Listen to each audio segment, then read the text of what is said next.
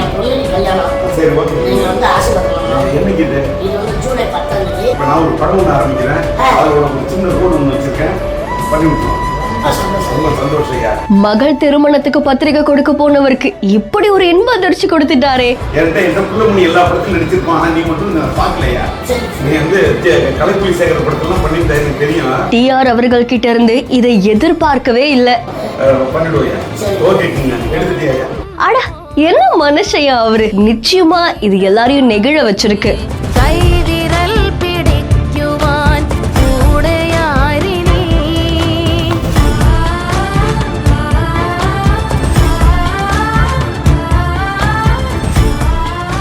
நடிகர் கிங்காங் அவர்கள் அவருடைய மகள் திருமணத்துக்காக டிஆர் அவர்களை சந்திச்சு அவருக்கு பத்திரிகை கொடுக்கறதுக்காக போயிருக்காங்க.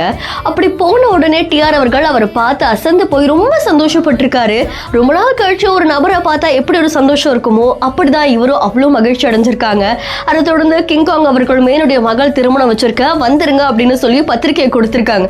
அப்படி பத்திரிகை கொடுத்த உடனே இன்னொரு பக்கம் டிஆர் அவர்கள் நான் அடுத்த ஒரு புது படம் எடுக்கிறேன், அந்த படத்துல நீ ஒரு ரோல் பண்ணுவியா அப்படின்னு படால்னு சொல்லிட்டாரு. இது கேட்ட உடனே கிங்காங் அவர்களுக்கு அவ்வளோ சந்தோஷம். நிச்சயமா இப்படி ஒரு சந்தோஷத்தை அவர் எதிர்பார்த்துக்கவே மாட்டாரு. அண்ட் அது மட்டும் இல்லாம டிஆர் அவர்கள் எனக்கு ஒன்று ரொம்ப பிடிக்கும்யா அப்படின்னு சொல்லியிருக்காங்க.